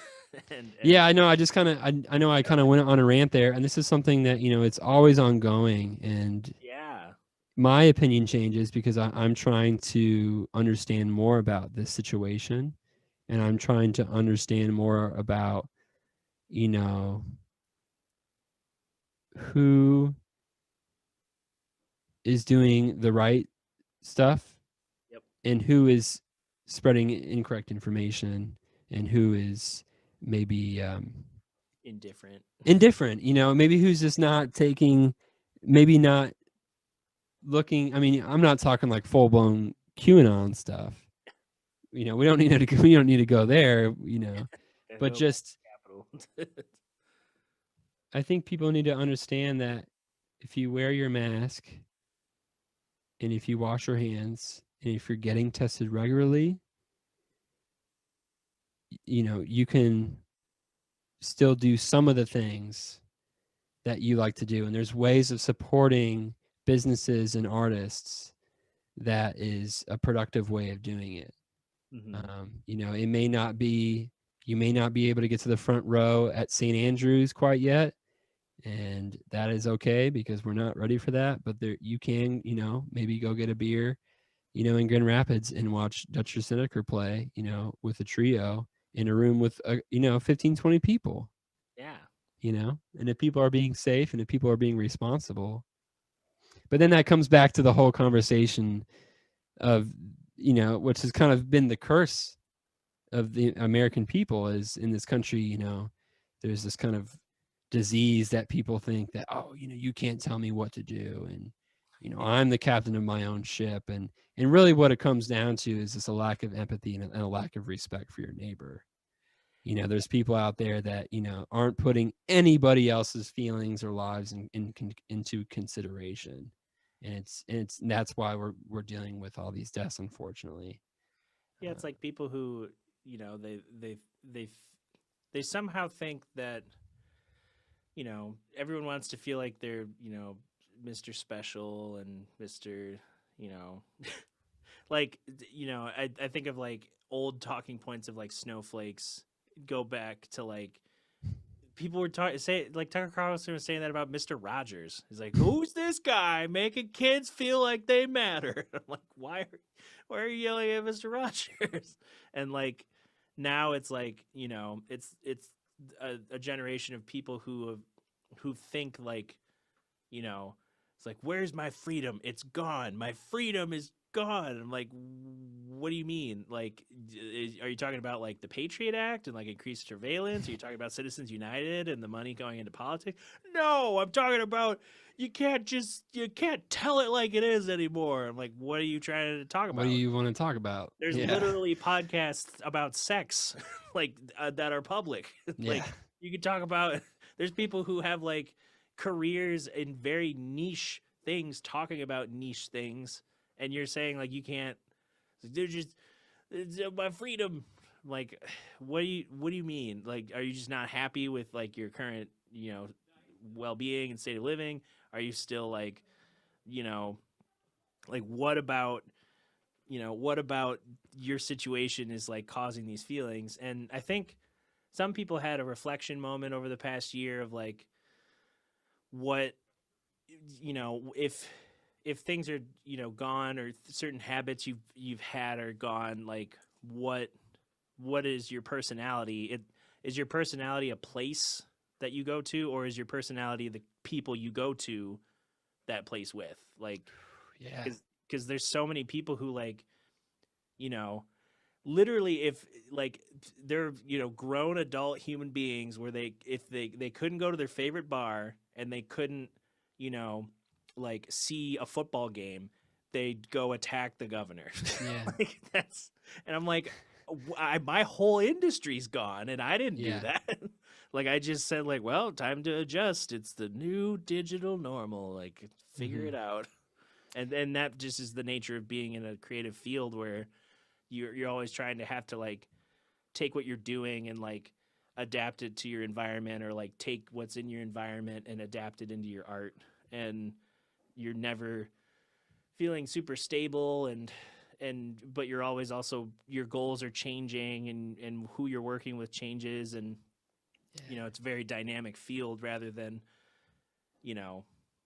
like it's like, really, you couldn't just drink it with your buddies at your house, like on the porch or something? Like, was it really like is that where freedom dies? Is like you couldn't do 3 things and now your whole life is gone. Like that shouldn't be the case. Like that should be a moment of like where is, like, is that really who I am as a person? Is just the places I go to and the money I spend on stuff? Like, that's been interesting to see. I think it has a lot to do with being born in like a capitalist country where instead of finding fulfillment just in yourself and in who you are and your family, you have to confide yourself inside of a material thing or a place or a job or an idea that you just need to be completely in control. Like nobody can tell me what, like just this attitude of, nobody can tell me what to do. And unfortunately, a lot of these people, throughout America, that a lot of the, hyper-lib people are bashing and saying, how do you not get this? Like, there's a lot of liberal people that are like, how do you not just put on a mask? Well, you have to put yourself in the perspective of these people, of they're living in a place where they've been taught ideals their whole life, and they have been taken advantage of by corporations. They've been taken advantage of by the government. And then all of a sudden you get, these political leaders that are telling you that, it's the liberal people that are trying to no, like this is a class issue. Like this is what's happened when you let businesses and you let politicians bend and mold your lives and your communities and your education systems. And then now you're looking to point a finger and you can't figure out where to point your finger. So you start blaming, the hypercritical libs, which, we don't need to get in. I mean, we all know how divided everything is. And that's very, we know why, and we know how that's beneficial to businesses and to controlling people in this country.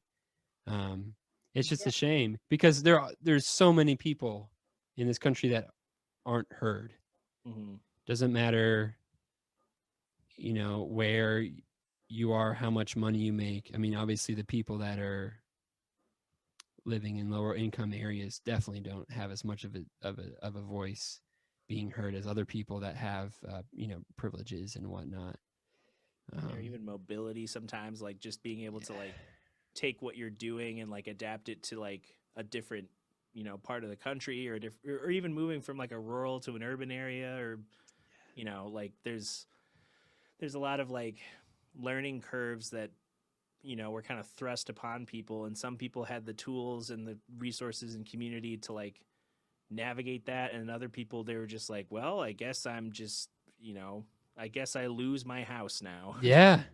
And that's like something we're gonna deal with for like the next few years, is like not everyone can adapt. Like the argument of like is like, well, mining jobs are going away, but software jobs are going up. So why don't we just teach all these, people who mined in coal mines how to code? Like, wait, Yeah. you're gonna teach this 60-year-old man who's like, spent years in like this company and had like some sense of security, and he's used it to like provide for his family, and to like, hey, can you develop like this new app for? It's like, yeah, I know. And what's an app? I don't use those. yeah, and now and now we're understanding more as even industries like computer programming, computer sciences, Yeah. these jobs are quickly diminishing because of artificial intelligence and because of these just new systems. Mm-hmm. And that's why our issues are moving so much faster than our social understanding of them. By the time that John Smith lost his mining job and they're trying to find out another income, Yep. they might be going to an industry that's also dying. And they, it's like there's so much evolution now in this country economically. I think that universal base income is kind of the answer, because there's just not going to be jobs. Like there's just a lot of these jobs are disappearing faster than the people are being born, and people are, there's just more people than there are jobs. And even even in the United States, where there's quite a lot of opportunity, I guess, compared to other places in this world. Right. In the 21st century, it's just just the industry and these big businesses have found a way to basically just cut out people from everything.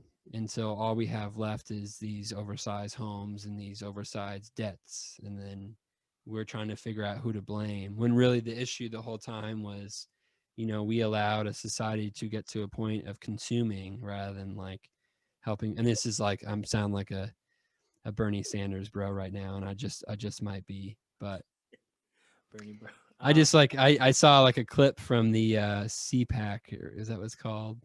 Oh yeah. Yep. CPAC. It's just like, I just couldn't believe it. I mean, I guess I should believe it because that's the narrative that they've been playing for the last couple of years. But it's just like, wow, it's just these poor people are being tricked, to think that the issues are over here when really the issue is been here the whole time. The caravan's coming back. Eric, get in the van. Yeah, the caravan's coming back. We're selling the house. And like, I think of like, there's just been this interesting like how fast things move and how perceptions can like be swayed or even just change with like new information, or finally getting to the nugget of an issue. And I think of like with Governor Cuomo in New York, like he went from being like, oh, look at this tough mayor, like getting things done for the city, like he should be president, and now because he got a lot of cred for handling the New York situation in the early quarantine, and then now we realize, oh, he's just a scumbag. Yeah, he just underreported. Was it like as much as 50% in nursing homes of like, Yeah, and now he's like sexual allegations. It's just one thing after another with these wealthy politicians. They want to show you what they want to show you, and they'll conceal the rest. But one good thing about technology is even good news travels quickly, or even the truth travels quickly. So I don't know if I have like a lot of hope for like the American political system in the future, but what I would hope for is for young people to just be more critical about, what is really going on here. Just because Fox News and Vice is getting me ruffling my feathers, like what is the truth, and what is going to be best for, me and my family, long down the road and stuff like that, so. Yeah. I don't know. Sorry, we're getting political, baby. Well, I think to end on an uplifting note, I don't know. Yeah. It's I was thinking about a certain artist who has now moved into the 3-dimensional realm, which is Bill Wirtz. He is. Oh yeah. He is now. He is. Someone made the comment on that video he put out. He's like, he took all this time off to like learn how to do like 3D animation. Wait a minute. You know something that I don't know. That Bill Wirtz put out a song in like how long ago? End of January, I think. What? I didn't know. Yeah, I remember he had that video. Like, is this is the end or something? I was like 2 years ago. Yeah, here's what I can do through the power of Zoom. Yes. I can find the video. Yeah, we were going, there's so much heavy topics, in the world right now that they're very important, but you got to remember, got to have some Bill Wirtz in your life to keep you smiling. Got to stay positive for your own good. Just like, so. This makes me so happy. I don't know. There's something about Bill. It's just like, it's like he just makes it because it's fun. Yeah, there's like he's not trying to satisfy anybody. He's just trying to have fun. He's just like, this is random. It's weird. It's quirky, but there's also like it's some deep underlying message. Yeah. If you watched a couple times, you're like, oh, this is really about like mental health. Wow, I never realized that. Or like, like his other, he has all sorts of themes. But yeah, thanks for sharing that. The premiere for me, I'm sure like some of your people are like, oh yeah, I've seen this. It came out a long time ago. Well, where you been, Ryan? So what's gonna be funny is that I have, and this will be like a weird, I guess this is fourth wall ish, but so I recorded an episode with Michael Dawes from the Accidentals, and that episode, when this will have already come out, or that episode will already be out when this one comes out. And in that video, it was like literally 3 days before, when we were just seeing like teasers on Bill Wirtz. Like Bill Wirtz started posting on Instagram, and we were all like, what's he doing? Wait, what's he posting? Like, is something happening? Is something new coming? And then like, I did the podcast with Michael, and we were just like, yeah, I wonder if it's like a new video, or like if he's gonna, like, what's happening? He's been posting recently. And then 3 days after that, it was when the video came out, and I was like, oh, yes. So now it'll be like, we're gonna talk like, wonder what he did, and then this one will be like, here's what he did. So we'll be the continuation. Nice. Yeah, that's awesome, man. Thanks for sharing. Yeah. So where can people like find what you're up to, what you're doing? Sure. Joe Hertler stuff, but if you want to keep up with me, it's your boy Ryan McMahon, Mark Mine, Herbie Mac, Young Mac, whatever you want to call me. Best place to stay up with me nowadays is on Instagram. So at Ryan_McMahon, that's RYAN_MCMAHON. If you have any questions, you can email me at ryanmcmahon12@gmail. So Ryan McMahon number 12@gmail. And if you're interested, if you follow any of the Rainbow Seekers stuff, or if you're interested in what we're going to be doing with our outdoor socially distanced, partial capacity shows coming up starting in the beginning of summer, you can find out all the information at joehertler.com or at Joe Hertler's Instagram of the same name. The website's always up to date, and if you're interested in where the venues are at or ticketing and stuff like that, joehertler.com is the best for that. But yeah, if you like cool memes, or if you just like a kind of a plethora of good content and music, hit me up on Instagram. Feel free to send me messages. My main instrument, we didn't really talk about it at all, because I haven't really been playing live at all, but my main instrument is the drums. But, I've been doing some other stuff lately too. And I'm always down if you have some cool stuff you'd like to show me as well. Feel free to send me some stuff. I love content. All content is great. Big fan of funny content, of good music and stuff like that. So, Instagram or my Gmail will be just fine. Awesome. And yeah, for those who are either listening, now, I don't know if anyone's tuned into the stream, but for patrons at least, but and for those who might be are listening after the fact, if you like these kind of conversations and you want to support, you can go to patreon.com/Dr. Snedeker.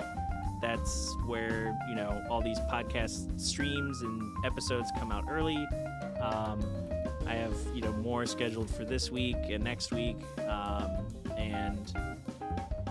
If you want to check out a kind of an overarching thing of what I do, DrSnedeker.com has a lot of links, a lot of, stuff that I do all over the web. And whatever you happen to be listening to this on, you could also give me a little follow. Yeah, we like the sub. Give them the sub. It's a little sub. It's free. It's free for you.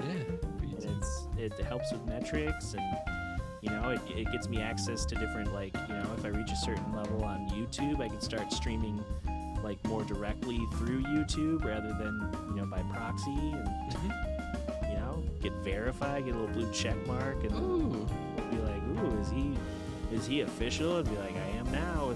I am now, thanks to you folks out there. Yeah, trying to get that Instagram verification. Been submitting once every couple months. I haven't gotten it yet. And we know if anybody deserves it, it's you, Dutch, because you got your bases covered. You can do it all. You can play the keyboard. You can make people smile. You can tell me lots of cool facts. You can show me Bill Wirtz videos. Yes. And also from a technical standpoint, there's pretty much nothing you can't do. So definitely trying to eliminate the but I can't. Yeah, see? I mean, you're situated right in your studio at Third Coast right now, whether it's musical or production or entertainment. He's got you covered. Well, yeah, thanks for jumping on the podcast. I'm sure we'll have, in the summer, in the thick of all the, figuring out shows and all that, we'll have more to catch up on. Oh, absolutely. I would love to come back on the show. I always like chatting with you and catching up and sharing thoughts and stuff like that. And I'm sure by the next time, if we decide to do this again, by the next time we do chat, we'll have so much more newfound knowledge and understanding, not just about the music industry, just about kind of everything that's been going on over these past few months. So that's one thing I just love so much about one good thing about these past few months is just been learning so much and just understanding so much more. And for as much crazy stuff is going on out there, there's is also kind of a clarity of what's been going on and what's it going to take for musicians like us to be able to take a step forward and have some new knowledge I think this podcast is part of that process too. So I appreciate you, Dutcher. So, Appreciate you as well. This is fun, and I'm sure we'll talk, before official podcast chat as well. Oh yeah,